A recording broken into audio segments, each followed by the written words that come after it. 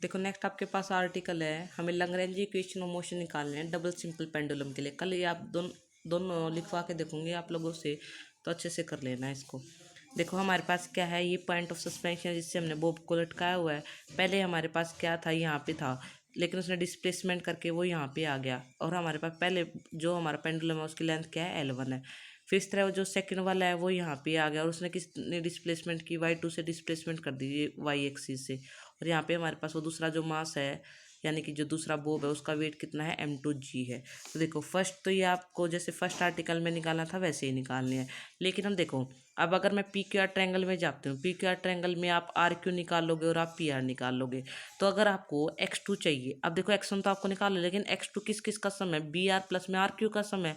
लेकिन B are क्या है, ए पी के पैरेलल है, तो जितनी ए पी होगी वही बी आर होगी हमारी। तो बी आर की जगह पे तो आ गया ए पी, और आर क्यू आप इस ट्रायंगल से निकाल लोगे पी क्यू आर से, तो x2 की वैल्यू आ जाएगी आपके पास। इस तरह अगर y2 निकालना है, तो y2 निकालने के लिए क्या करना पड़ेगा, ओ ए प्लस में ए बी निकालना पड़ेगा।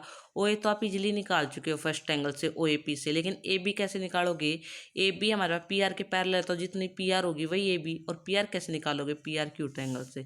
यानी कि आपके पास चार वैल्यू आ जाएंगे, x1 y1 x2 और y2। अब देखो आपको तो टी चाहिए, टी क्या होगा हमारे पास, kinetic energy of first particle plus kinetic energy of second particle. तो फर्स्ट पार्टिकल का मास m1 और सेकंड पार्टिकल का मास m2 है। फर्स्ट वाले के कोऑर्डिनेट x1 y1 है, सेकंड वाले के x2 और y2 है। तो यहाँ से आप क्या निकालोगे, इसको निकालने के लिए पहले x1 डॉट निकालना पड़ेगा, y1 डॉट। x1 डॉट का स्क्वायर निकाल लिया, y1 डॉट का स्क्वायर निकाला, दोनों को ऐड कर लिया, यानी कि ये वैल्यू तो हमारे पास आ गई। अब आपको क्या चाहिए, x2 डॉट चाहिए। तो x2 का जब डॉट करोगे, यानी कि आपको क्या करना है, x2 का with respect to time derivative करना है, इस तरह y2 का with respect to time derivative करना है। लेकिन जब आप स्क्वायर करोगे तो यहाँ पे क्या फर्क पड़ेगा, अब स्क्वायर करोगे तो इसके अंदर a प्लस बी के होल स्क्वायर का फॉर्मूला लगेगा। तो ये हो गया a स्क्वायर, हो गया b स्क्वायर, हो गया 2ab। इस तरह y2 डॉट का स्क्वायर करोगे, इसके अंदर भी क्या लगेगा, स्क्वायरिंग का formula a square plus B square plus 2ab। जब इन दोनों को ऐड करोगे, ये वाली चीज़ों में से क्या कॉमन आ जाएगा, L1 स्क्वायर 5 डॉट का स्क्वायर। लेकिन cos square 5 plus sine square 5 क्या बना देंगे, 1। सेम यहाँ से cos square 5 plus sine square 5 क्या बना देंगे, 1। सेम यहाँ से देखो 2L1 L2 कॉमन आ गया, और क्या कॉमन आ रहा है, 5 डॉट 5 डॉट। अंदर क्या बचेगा, कोस 5 कोस 5 माइनस प्लस का साइन 5 साइन 5। तो कोस ए कोस बी प्लस साइन ए साइन बी किसका फॉर्मूला होता है, कोस ए माइनस बी का। अब इन वैल्यूज को जाके हम इस फॉर्मूले में जाके सब्स्टिट्यूट कर देंगे। सब्स्टिट्यूट करने के बाद आपके पास ये बन जाएगा, ठीक है। उसके बाद देखो अब हमें क्या चाहिए, अब हमारे पास ध्यान से देखो कि आपके पास जर्नलाइज कोऑर्डिनेट कितने हैं। जर्नलाइज कोऑर्डिनेट ध्यान से ये बात समझने की है। देखो पार्टिकल इस बार एक ना हो गए, कितने हैं, दो, क्योंकि दो बॉब यूज हो रही है। पहले कंडीशन दो होती थी, एक के कोरस्पोंडिंग दो थी, दो के कोरस्पोंडिंग चार है। तो 6 माइनस में 4 कितने हो गए, 2। तो यानी कि जर्नलाइज कोऑर्डिनेट कितने आपके पास, 2 है, ठीक है। तो हमारे पास एक तो हमने ले लिया 5 है, और एक हमारे पास क्या है, 5 है, ठीक है। 5 के कोरस्पोंडिंग जनरलाइज फोर्स Q1 है, और 5 के कोरस्पोंडिंग Q2 है। तो आप ये तो आपके पास आपको क्या करना है, एक बार तो टी का विद रिस्पेक्ट टू 5 डॉट निकालना है। जब टी का विद रिस्पेक्ट टू 5 डॉट निकालेगा, यानी कि इस वाले टर्म का निकल जाएगा और इस वाले टर्म का निकल जाएगा।